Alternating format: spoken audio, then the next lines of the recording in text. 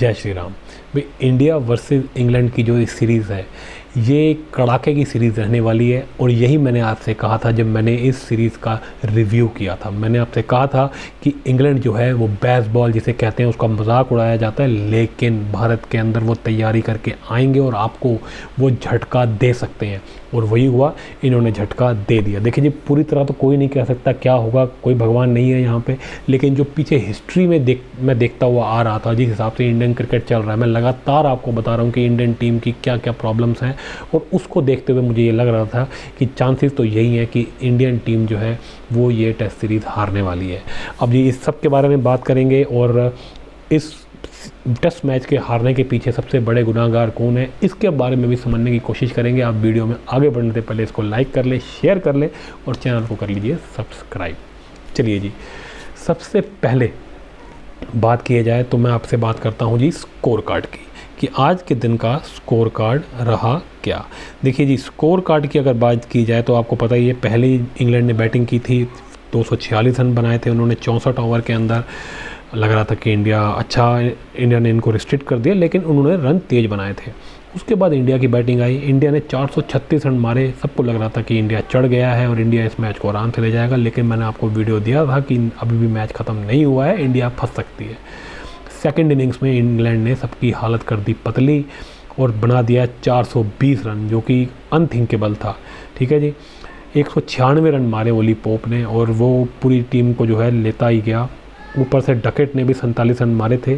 आखिर में फोक्स ने 34, रेहान अहमद ने 28 ये रन मारे और टॉम हार्टली ने भी 34 रन मार करके इनकी टीम को 420 के टोटल पे पहुंचा दिया और इंडिया को जो है अच्छा खासा 200 से ऊपर का, मेरे ख्याल 216 तक का कोई टारगेट इन्होंने इंडिया को दिया था। मैंने आपसे तब भी कहा था कि ये आसान नहीं हो सकता और इंडिया हार सकती है, ये मैच इंडिया को ये हरा सकते हैं। अब बाकी जो आप जिसे कहते हैं जो एनालिसिस जो लोग करते हैं, मैं उनको भी सुन रहा था, वो सब कह रहे थे कि नहीं इंडिया के बहुत चांसेस हैं जीतने के, ये वो इंडिया को कहीं ना कहीं ऊपर रख रहे थे थर्ड इनिंग्स के बाद, यानी कि इंग्लैंड की सेकंड इनिंग्स के बाद। लेकिन मैंने आपसे ये बात कही थी कि नहीं, इंडिया के चांसेस अब कम लग रहे हैं और इंग्लैंड जो है वो जीत की तरफ देख रही है, क्योंकि इंडिया का रिकॉर्ड ही पीछे से ऐसा है। इंडिया की जो अप्रोच है वो भी मैं ढंग से जानता हूँ, इसीलिए मैं ये बात कह रहा हूँ। ऐसा नहीं है कि मैं इंडियन टीम से प्यार नहीं करता, लेकिन मुझे इनकी असलियत का पता है और मैं उसके बारे में कोई कन्फ्यूजन नहीं रखना चाहता किसी के माइंड में, ना अपने ना किसी और के। तो जी, ये तो उनकी बैटिंग की बात हुई। अब सुबह जब हमारी बैटिंग आई तो आप देख के चलिए दिन के अंदर हमारी पूरी की पूरी बैटिंग जो है वो ढह गई। रोहित शर्मा ने मारे 39, Yashasvi Jaiswal 15 run, Shubman Gill 0, KL Rahul 22 run, Axar Patel 17, Shreyas Iyer 13, Ravindra Jadeja 2, Shrikar Bharat 28, Ashwin 28, Bumrah 6, Siraj 12 और इंडिया हार गया। कितने रनों से हारा इंडिया जी 28 रनों से ये मैच को हार गया। अब देखिए जी, ये मैच याद रखा जाएगा एक बहुत ही ऐतिहासिक मैच के रूप में, क्योंकि इंडिया घर पे जनरली हारता नहीं है और पहला मैच तो बिल्कुल नहीं हारता, और अगर हार जाता है तो भैया फिर तो हाहाकार मचा देता है। लेकिन इस मैच के अंदर इंडिया पहले 2-3 दिन के बाद जीता हुआ लग रहा था, पूरी तरह ऊपर चढ़ा हुआ था। इस तरह का मैच इंडिया तो हारने का मतलब ही नहीं था, ये तो बहुत बड़ी हार हो गई है। जैसे कि गाबा में हराया था इंडिया ने ऑस्ट्रेलिया को, और वो जो 281 की जो पारी वीवीएस लक्ष्मण ने खेल दी थी ऑस्ट्रेलिया के खिलाफ इंडिया में, वो उस तरीके का मैच था। और ओली पोप, जैसे कि आज जो रूट ने कह दिया था प्रेजेंटेशन के अंदर कि ये once in a generational innings खेल गया है वो, तो ये बात तो सच हो गई है भैया, ये बहुत बड़ी जीत है। और बाकी सारे देशों की जो है आंखें खुल गई होंगी कि इंडिया को हराना किस तरह है, इंडिया को कैसे हराया जा सकता है। चलिए जी, अब बात करेंगे दो चीज़ों के बारे में। पहली बात कि कहाँ पे इंग्लैंड, थोड़ा सा उनको एनालाइज करेंगे, लेकिन ज़्यादा समय ये लगाएंगे कि इंडिया की क्या गलती है। तो इंग्लैंड की बात कर ले, वो तो तैयारी करके आए थे। बेसबॉल जो है ना वो यहाँ है, यहाँ वो सोच पे है, वो टीम के माहौल में है। उन्होंने टीम का माहौल ऐसा बनाया हुआ है कि हम हार नहीं मानेंगे कभी भी, जिसे कहते हैं अपनी गलतियों के नीचे, दूसरों की गलतियों के नीचे दबेंगे नहीं, उनसे सीखेंगे लेकिन हार नहीं मानेंगे और आगे बढ़ेंगे और अटैकिंग क्रिकेट खेलेंगे, पॉजिटिव क्रिकेट खेलेंगे। किसी भी स्टेज से हम गेम को वापस ले जाने की कोशिश करेंगे, और ऐसा नहीं है कि सिर्फ कुछ ही प्लेयर ऐसा खेलेंगे, सारी की सारी टीम ऐसा खेलेगी। 10वें नंबर का बैट्समैन भी जो है वो भी आपको छक्का मार के गया गेम जिताने की कोशिश करेगा। तो इस तरह के एटीट्यूड से बेसबॉल खेला जाता है और यही बेसबॉल का जो है असली विश्लेषण है। कोई स्ट्रैटेजी कोई ऐसी नहीं है कि कोई फील्ड में हम ऐसे बॉलिंग करेंगे या वैसे बैटिंग करेंगे। मोटा मोटा मैंने आपको बता दिया, वो एक माइंडसेट है। अब मैं हैरान इस बात से हूँ कि इस माइंडसेट से वो आए थे, इस माइंडसेट से उन्होंने खेलना, तो भारत प्रिपेयर्ड क्यों नहीं था। चलिए जी, इसके बारे में बात करते हैं। मैंने आपसे कहा था इसी पर ज़्यादा फोकस करेंगे। मेरे हिसाब से इस मैच के सबसे बड़े गुनाहगार, देखिए हर चीज़ किसी के हाथ में नहीं होती, लेकिन फिर भी एक हद तक आप देख सकते हो, एनालाइज कर सकते हो, आप सोच सकते हो कि कहाँ बार बार गलतियाँ हो रही हैं, तभी आप उसको ठीक करने की कोशिश करते हो। ये ज़रूरी नहीं है कि अगर आप उनको ठीक कर दोगे तो फिर भी आप जीत जाओगे। हार तो आप फिर भी सकते हो, क्योंकि हर चीज़ आपके हाथ में नहीं है, भगवान के हाथ में है। लेकिन फिर भी एक एनालिसिस जितना हम कर सकते हैं वो करें।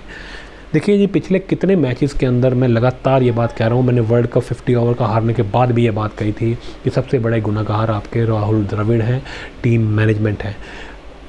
इस बात को मान के चलिए कि राहुल द्रविड़ ही इस मैच के भी गुनाहगार हैं। सब जितने भी एनालिसिस आप देख लीजिए, कोई भी उनकी तरफ नहीं जाएगा, एक आफ्टर थॉट होगा, तीसरे या चौथे गुनाहगार के रूप में उनसे बात की जाएगी। लेकिन सच्चाई ये है कि वो नंबर 1 गुनाहगार हैं। और दूसरा, या उनके लेवल पे आप समझ लीजिए रोहित शर्मा भी है, और टीम मैनेजमेंट जो चल रही है, जो टीम का जो पूरा अंदर का माहौल है, ये सब ये हारा है। आप फील्ड पे तो मैच हारे ही नहीं, आप यहीं पे मैच हार गए। आपकी टीम का एटीट्यूड, टीम का माहौल ही ठीक नहीं है। क्यों ठीक नहीं है? क्योंकि आपकी मैनेजमेंट ही ठीक नहीं है। ये है जी, मैंने वर्ल्ड कप 50 ओवर का हारने के बाद कहा था कि राहुल द्रविड़ जो है वो सबसे बड़े गुनाहगार है, लेकिन उनके साथ कंटिन्यू करना चाहिए क्योंकि उनके लिए कुछ सीखने को है। और जो नया कोच आएगा फिर वही गलतियां करेगा, इसलिए अच्छा है कि आप राहुल द्रविड़ के साथ थोड़ा समय और कंटिन्यू करें। लेकिन मुझे ऐसा लगता है कि राहुल द्रविड़ अपनी गलतियों से बिल्कुल नहीं सीखे हैं।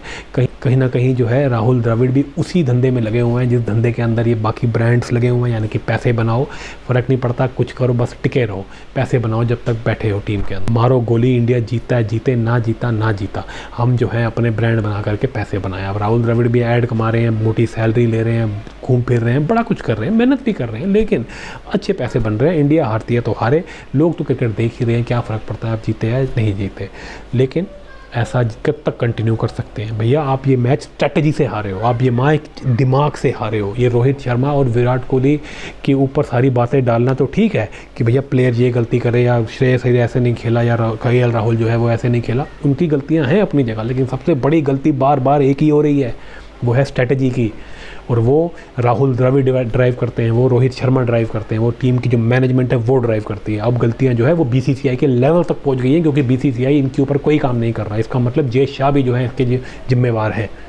साफ सी बात है, अब इंडिया जो मैचेस हार रही है ये अपनी बैड प्लानिंग की वजह से हार रही है। बीसीसीआई जो है वो वर्ल्ड कप के अंदर इन बड़े बड़े प्लेयर्स को खिलाना चाहता है, बैक डोर से इनको लाना चाहता है, और ये लोग नए ढंग से खेल रहे हैं।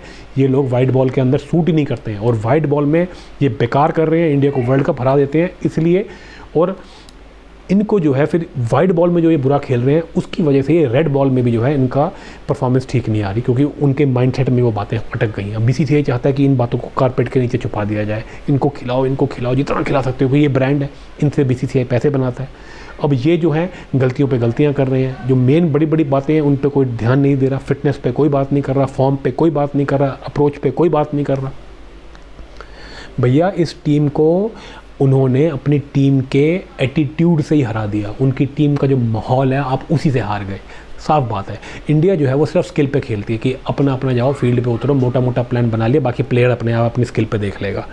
अब क्रिकेट चेंज हो चुका है, अब क्रिकेट स्किल पे नहीं चलता, सिर्फ स्किल पे नहीं चलता, स्किल मैच आप तंबू में ही हार जाते हो। अब देखिए, अब जैसे वो उनका जो माइंडसेट है वो एक टीम की तरह खेलते हैं, वो एक स्ट्रैटेजी बनाते हैं, और उस स्ट्रैटेजी को जब बनाया जाता है तो उसके अंदर पूरा जो है आपका स्टाफ, पूरा आपका कोचिंग स्टाफ, उसके अंदर कैप्टन और जो सीनियर लोग हैं वो इन्वॉल्व होते हैं। उसके बाद एक स्ट्रैटेजी बनाई जाती है, उसके बाद उस स्ट्रैटेजी को पूरे एक एक प्लेयर को, बॉलर, बैट्समैन, फील्डर, ऑलराउंडर जो भी है, उन सबको वो कम्युनिकेट किया जाता है और उनको अपने अपने रोल्स बताए जाते हैं, उनको अप्रोच बताया जाता है, उनको पूरा जो है एम बताया जाता है, सब कुछ क्लियर कट होता है। और उसके बाद पूरी टीम उसके पीछे हाथ धो के पड़ जाती है। फिर कुछ भी यूं हो, ऊपर हो, नीचे हो, कुछ भी हो, दुख हो ना हो, पूरी टीम उस चीज़ को फॉलो करती है। ये है जी उनकी टीम का माहौल। आपकी टीम का माहौल क्या है? मेरा ये सवाल है राहुल द्रविड़ से और रोहित शर्मा से और जो मैनेजमेंट के लोग हैं, कोचिंग स्टाफ से, कि आपकी टीम का क्या माहौल है, आपका क्या अप्रोच है? क्या आप एक बढ़िया स्ट्रेटजी बनाते हो? नहीं, आपने तो वर्ल्ड कप के फाइनल में पिच को गलत रीड कर लिया। कितनी बार तो राहुल द्रविड़ पिच को ही गलत रीड कर देते हैं, तो पहले स्टेप पे ही गलती हो जाती है। उसके बाद जो आप स्ट्रैटेजी बनाते हैं, क्या वो इफेक्टिव होती है? क्या वो इस मॉडर्न डे क्रिकेट के लिए इफेक्टिव है?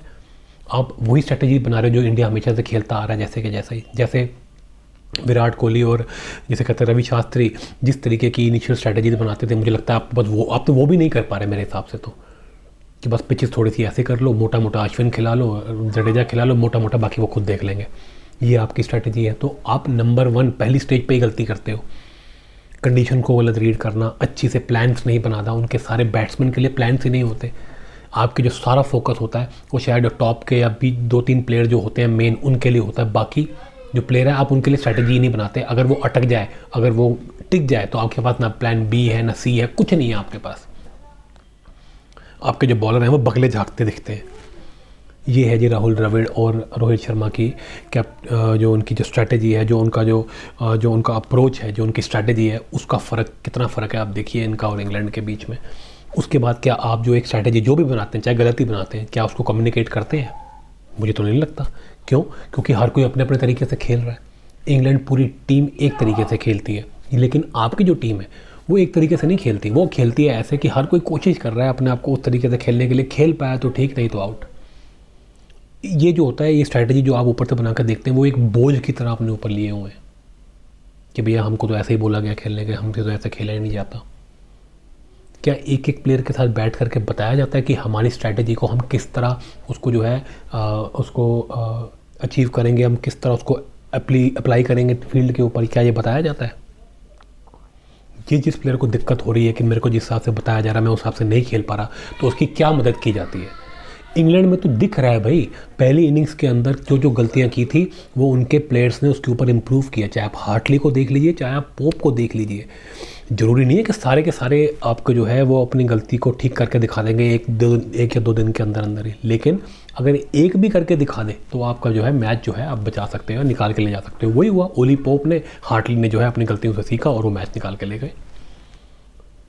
आपका क्या अप्रोच है?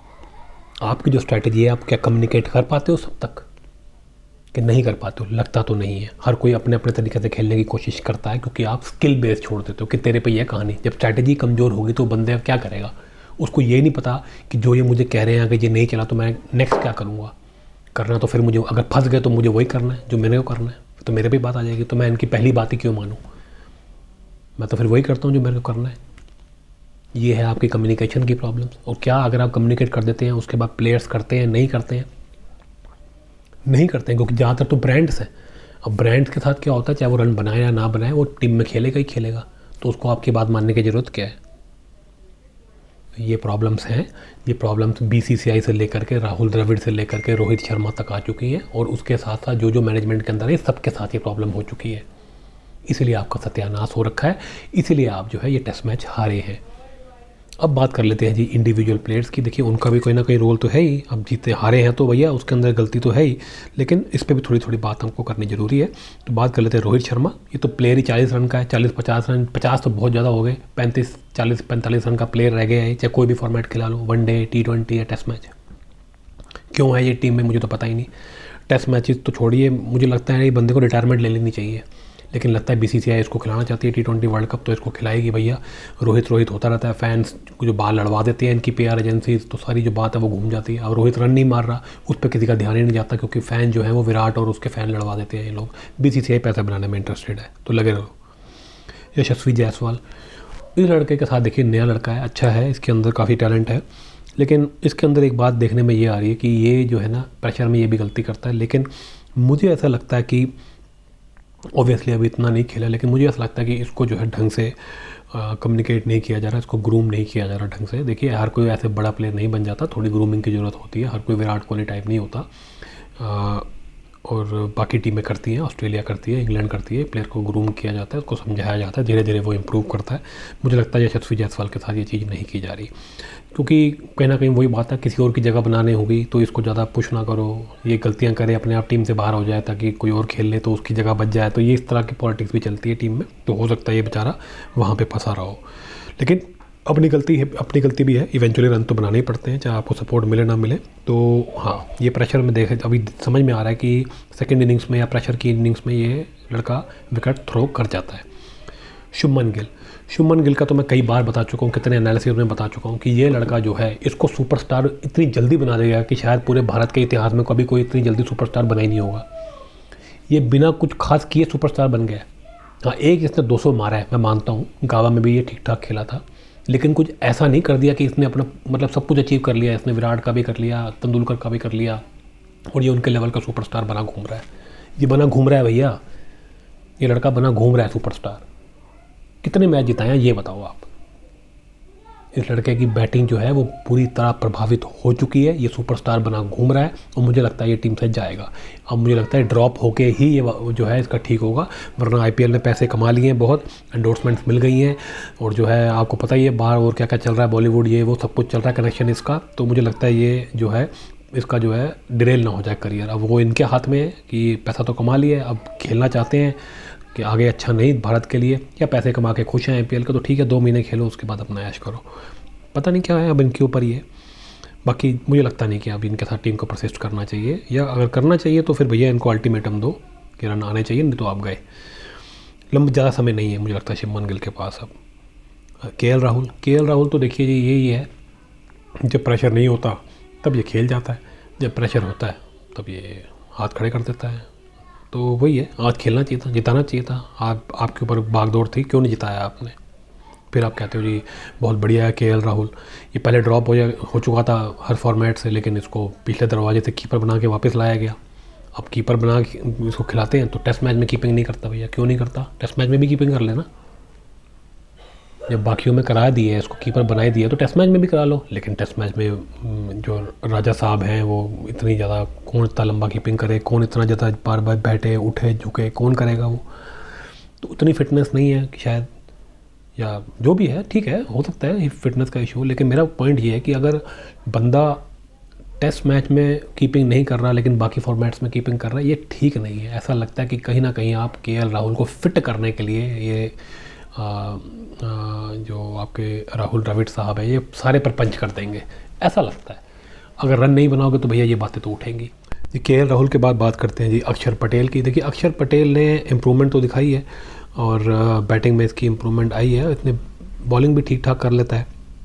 तो इसको तो ग्रूम, मुझे लगता है इसको तो इनफैक्ट किया गया है। ये शायद एकलौता ऐसा प्लेयर है जिसको मैं कहूँगा काफ़ी चांसेस दिए गए, इसने ठीक ठाक परफॉर्म भी किया, लेकिन इसको ग्रूम किया गया है और इसने थोड़ी इंप्रूवमेंट भी दिखाई है। लेकिन वही है, अब आगे फ्यूचर में आप इनके साथ परचेज करते हैं नहीं करते, ये पता नहीं आप कितना ग्रूम करेंगे नहीं करेंगे। फ़िलहाल के लिए ठीक है, मैं इनको ज़्यादा कोई वो नहीं कसूरवार नहीं बताऊँगा। ठीक ही खेले, आज भी 17 रन मार रहे थे। उसके बाद जो है ये टॉम हॉटली की बॉल पे कैच कॉटन बोल्ड हो गए, तो ज़्यादा मैं इनसे निराश नहीं हूँ। श्रेयस अय्यर, भाई श्रेयस अय्यर का तो समझ में नहीं आ रहा कि क्या हो रहा है। श्रेयस अय्यर भी इनकन्सिस्टेंट बहुत ज़्यादा है, शॉर्ट बॉल से बहुत प्रॉब्लम रहती है कहते हैं, लेकिन फिर कहते हैं मैं बिल्कुल प्रॉब्लम नहीं है, इनसे पूछो तो प्रेस कॉन्फ्रेंस में गुस्सा आ जाता है इनको। फिर शॉर्ट बॉल की ये चक्कर में कई बार मारने के चक्कर में आउट हो जाते हैं। अब तो पिचेस जो है इंडिया के पिचेस में तो इनको शॉर्ट बॉल में कोई दिक्कत नहीं होनी चाहिए, लेकिन वहाँ भी ये मैच नहीं जिता पाए। तो भैया अब तुम मैच नहीं जिता पा रहे, खुद के तुम टेक्निकल चक्रों में फंसे हुए हो, तो भैया क्या ही होगा फिर, तुम्हारे को टीम में कैसे ही खिलाया जाएगा। मुझे लगता है श्रेयस अय्यर जो हैं, ये वैसे मुझे बहुत पसंद आया था प्लेयर, बट मुझे लग रहा है कहीं ना कहीं इनका भी जो है ना एटीट्यूड की प्रॉब्लम है, इनका भी जो है ना माइंडसेट ठीक नहीं है।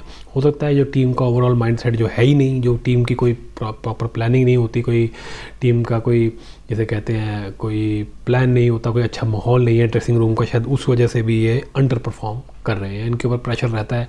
और कहीं ना कहीं इनकी प्रॉब्लम भी वैसी ही लग रही है केएल राहुल टाइप की, कि जब बड़ा मैच आता है, बड़ी सिचुएशन आती है तो ये हाथ खड़े कर देते हैं। इनका भी फ्यूचर जो है मुझे बड़ा अनसर्टेन लग रहा है, और पता नहीं कितने मौके मिलेंगे। ये भी राहुल द्रविड़ साहब के बड़े फेवरेट है, मस्त सुना जाता है, तो पता नहीं आप कितना खेलते हैं ये भी, लेकिन वही है, अब सबको निकाल देंगे तो खेलेंगे किसके साथ। बेटर यही होता है कि आप ग्रूम करें, उनकी कमज़ोरियों पे काम करें, बट वो मुझे लगता नहीं कि राहुल द्रविड़ या रोहित शर्मा या टीम मैनेजमेंट या BCCI इस पर बिल्कुल सीरियस भी है।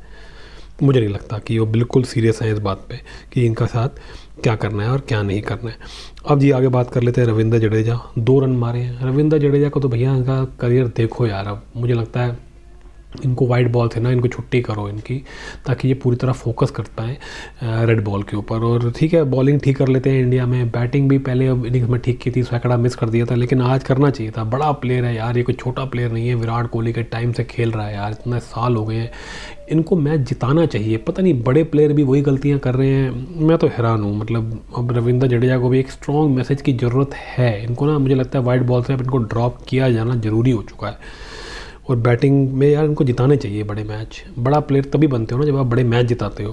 अकेला एक विराट कोहली रह गया जो कि एक बड़ा प्लेयर है जो कि बड़े मैच जिताता है ना। यंगस्टर्स कर रहे हैं, क्योंकि मुझे लगता है वो तो ड्रेसिंग रूम की भी कहीं ना कहीं गलती है उसके अंदर। लेकिन जो बड़ा प्लेयर होता है, जो सीनियर खिलाड़ी होता है, अगर ड्रेसिंग रूम तुम्हारा ठीक ना भी हो तब भी उनसे एक्सपेक्ट किया जाता है कि वो फिर भी रन बनाए। तो ये तो वो भी नहीं कर रहे हैं। जडेजा हो गए, उसके बाद श्रेयस हो गए, रोहित शर्मा, विराट कोहली तो खैर ठीक है, उनको तो केस अलग ही है। अब बात कर लेते हैं जी श्रीकर भरत की। ये नया खिलाड़ी बेचारा आया था, इसको डीमोरलाइज करके बाहर निकाला था। अब जो है क्योंकि राजा बेटा जो है वो कीपिंग नहीं करेगा तो इसको लगा दिया कीपर में। ऐसे कोई गरीब आदमी कोई सड़क पे मिल जाता है तो कहते हैं चल तेरे को आज खाना खिला देते हैं, तो लोग खाना खिला देते हैं। उसके बाद कहते हैं ये कर जाए, मक्कार लोग होते हैं, फिर कहते हैं चल ये काम कर दे हमारा, वो काम कर दे। इस बेचारे की तो मुझे लगता है वही वाली हालत है, इसको तो बेचारे को ऐसे ही ट्रीट किया जाता है इस टीम के अंदर। कोई ग्रूमिंग का मुझे लगता नहीं इसका कोई चांस है, क्योंकि इसको ट्रीट गलत किया जाता है। लगता है कि बस ये गलती करे इसको जूता मार के बाहर भगाएं। कोई जो एक बार कोई हमारी इंजरी से प्लेयर ठीक हो गए, कोई और फील्डर ईशान किशन वापस आ गया तो चल भैया तू बाहर निकल। तो ये बेचारे के साथ तो ट्रीटमेंट ही बहुत सुतेले बेटे वाला बिहेवियर हो रहा है इसके साथ। इसको ज़्यादा क्रिटिसिज्म भी इसका होता है, लेकिन फिर भी इस बेचारे ने बैटिंग ठीक करी थी। आज लगा हुआ था बेचारा, पूरी मेहनत कर रहा था, घबराया लग रहा था। अब इससे साफ पता चलता है कि टीम का जो ड्रेसिंग रूम है उसका माहौल ही ठीक नहीं है। बेचारा इसको भी कौन करेगा ग्रूम। मुझे तो बहुत बुरा हाल लगता है जी। अश्विन आया, उसने भी 28 रन मारे। चलो अश्विन तो मेहनत करते हैं, अच्छा मेहनती खिलाड़ी है, लेकिन कितना साल और करेंगे, इनके भी रिटायरमेंट के दिन पास आ रहे हैं। बुमराह 6 रन मारे और सिराज 12 रन मारे। ये लगे हुए थे, आखिर में लोग उम्मीद लगा के बैठे थे कि ये बना लेंगे 30 रन, बट मुझे उम्मीद कम ही थी। मुझे लगता था एक ना एक बॉल पे इनका नाम लिखा ही होगा। अब ये क्या ही करेंगे। सिराज बहुत इनकन्सिस्टेंट है, बॉलिंग भी इसने जो है ज़्यादा नहीं करी। या तो इसका दिन बहुत ही अच्छा जाता है या बिल्कुल ही इनकन्सिस्टेंट हो जाता है। इसको भी ग्रूमिंग की ज़रूरत है, इसको भी मेंटरशिप की ज़रूरत है। अब मुझे लगता है वो टीम में मिल ही नहीं रही है, क्योंकि बार बार वही गलतियाँ हो रही हैं। और आप क्या ही एक्सपेक्ट करते हो कि नीचे के बैट्समैन आपको मैच जिता के देंगे। अगर वो नहीं भी जिताते हैं तो उसकी कोई गलती नहीं है, ऊपर वाले को है, उनका मेन काम है। बट फिर भी एक जैसे कहते हैं, जैसे इंग्लैंड खेलती है कि उनका 10वां बैट्समैन जो होता है वो भी छक्का मारने के वो रखता है, वो भी मैच जिताने का रखता है। तो हमारी टीम का तो वो माहौल ही नहीं है, साफ पता चल रहा है। तो ओवरऑल जी मैंने आपसे यही आज पूरा डिस्कस किया कि किस तरह हमारी टीम का जो है बिल्कुल अप्रोच ही गलत है। हम तंबू में ही मैच हार जाते हैं, क्यों हार जाते हैं, और ये बातें कोई क्यों नहीं करता, क्यों नहीं बताता आगे। एक बहुत बड़ा स्कैम चलता है क्रिकेट के अंदर, जिस वजह से ये बातें बाहर शेयर नहीं की जाती। BCCI की भी गलती है, जय शाह की भी गलती है। बड़े बड़े प्लेयर्स जो बैठे हैं, ये ब्रांड बना के बैठे हैं, इनकी तो गलती है ही। जो नए प्लेयर्स हैं वो भी थोड़ी थोड़ी मिस्टेक्स कर रहे हैं, और जो पुराने प्लेयर्स हैं उनका तो बहुत मतलब बड़ी मिस्टेक्स हैं उनकी। तो आप ये मान के चलिए ओवरऑल हमारी टीम का बहुत ही बुरा हाल है, फ्यूचर भी अनसर्टेन है। और क्रिकेट को, हमारे इंडियन क्रिकेट को एक चेंज चाहिए बहुत बड़ा, जो कि मुझे ऐसा लगता है इस वर्ल्ड कप से पहले तो नहीं आएगा, क्योंकि BCCI इन बड़े प्लेयर्स को, यानी कि विराट कोहली, रोहित शर्मा, KL राहुल, श्रेयस अय्यर, रविंद्र जडेजा, इनको परसिस्ट करेगी। इनके साथ एक वर्ल्ड कप और हारेगी, लेकिन मोटे पैसे बनाएगी, और उसके बाद ही आपके क्रिकेट का जो है वारे न्यारे हो सकते हैं, ये मुझे उम्मीद है। उससे पहले कुछ नहीं है, आप सब हारोगे, बस ऐसे ही बेइज्जतियाँ कराओगे। तो ठीक है जी, हम भी उम्मीद करते हैं कि कुछ अच्छे दिन आए क्रिकेट के अंदर। फिलहाल के लिए तो बहुत बुरा हाल है। चलिए आगे देखते हैं क्या होता है। ये सीरीज़ तो एटलीस्ट इंटरेस्टिंग हो गई है।